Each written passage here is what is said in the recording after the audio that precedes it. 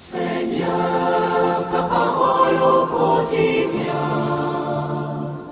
nous nourrit et nous donne vie. Seigneur, ta parole au quotidien nous nourrit et nous donne vie. Lecture du livre des Actes des Apôtres. Le jour de la Pentecôte, Pierre disait à la foule: que toute la maison d'Israël le sache donc avec certitude. Dieu l'a fait Seigneur et Christ, ce Jésus que vous aviez crucifié. Les auditeurs furent touchés au cœur. Il dit à Pierre et aux autres apôtres: frères, que devons-nous faire? Pierre leur répondit: convertissez-vous et que chacun de vous soit baptisé au nom de Jésus-Christ pour le pardon de ses péchés. Vous recevrez alors le don du Saint-Esprit, car la promesse est pour vous, pour vos enfants et pour tous ceux qui sont loin, aussi nombreux que le Seigneur notre Dieu les appellera.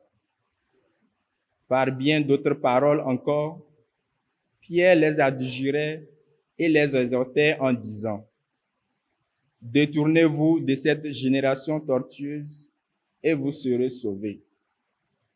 Alors, ceux qui avaient accueilli la parole de Pierre furent baptisés. Ce jour-là, environ 3000 personnes se joignirent à eux. Parole du Seigneur.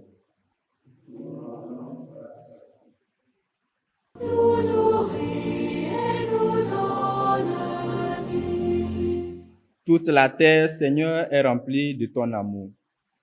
Toute la terre, Seigneur, est remplie de ton amour. Toute la terre, Seigneur, est remplie de ton amour. Toute la terre, Seigneur, est remplie de ton amour. Oui, elle est droite la parole du Seigneur. Il est fidèle en tout ce qu'il fait. Il aime le bon droit et la justice. La terre est remplie de son amour. Toute la terre, Seigneur, est remplie de ton amour.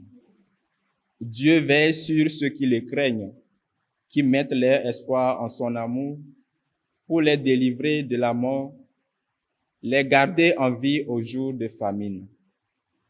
Toute la terre, Seigneur, est remplie de ton amour. Nous attendons notre vie du Seigneur. Il est pour nous un appui, un bouclier. Que ton amour, Seigneur, soit sur nous, comme notre espoir est en toi. Alléluia, Alléluia, Alléluia. Voici le jour que fut le Seigneur, qu'il soit pour nous jour de fête et de joie. Alléluia, Alléluia, Alléluia. Le Seigneur soit avec vous. Évangile de Jésus-Christ selon saint Jean. En ce temps-là, Marie-Madeleine se tenait près du tombeau, au dehors tout en pleurs. Et en pleurant, elle se pencha vers le tombeau. Elle aperçoit deux anges vêtus de blanc, assis l'un à la tête et l'autre aux pieds, à l'endroit où on avait reposé le corps de Jésus. Il lui demande: Femme, pourquoi pleures-tu? Elle leur répond: On a enlevé mon Seigneur, et je ne sais pas où on l'a déposé. Ayant dit cela, elle se retourna. Elle aperçoit Jésus qui se tenait là.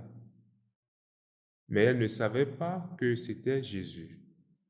Jésus lui dit: Femme, pourquoi pleures-tu? Qui cherches-tu?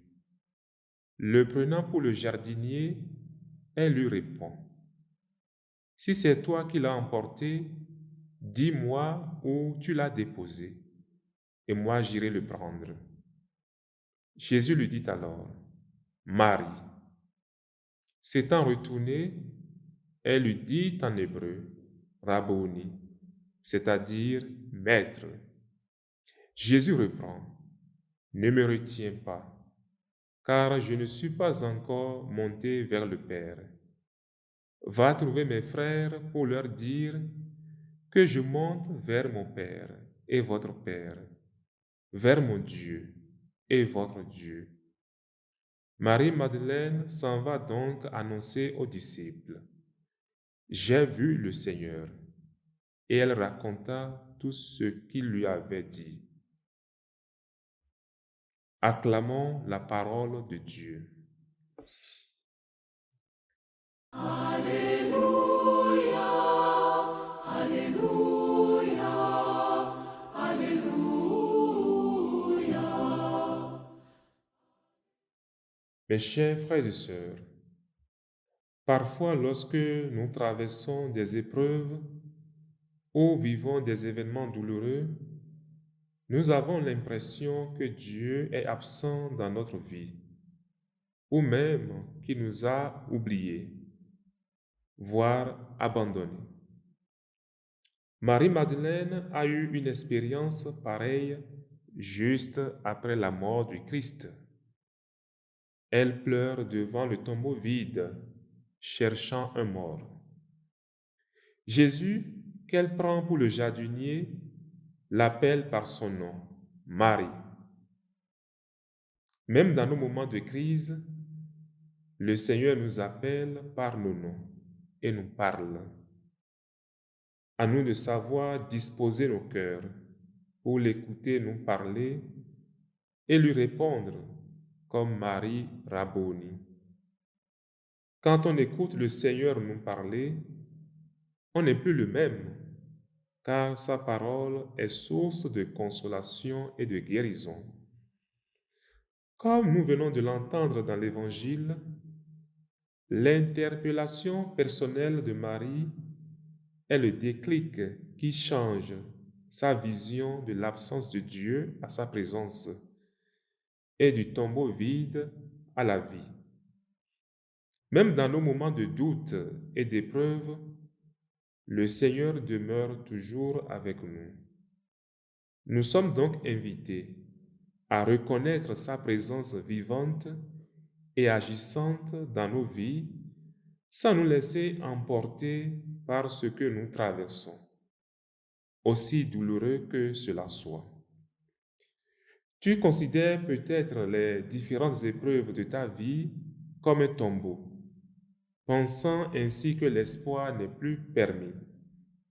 Mais avec Jésus, le tombeau, lieu de la fin, devient celui du commencement. Ma sœur, mon frère, qu'est-ce qui te rend triste? La perte d'un être cher? Le manque d'emploi? Les déceptions amoureuses? L'évangile de ce jour t'encourage à passer de la tristesse à la foi joyeuse, reconnaissant que le Christ t'appelle par ton nom, tel qu'il a appelé Marie. Dispose donc ton cœur et tout ton être pour l'écouter te parler. Seigneur, ta parole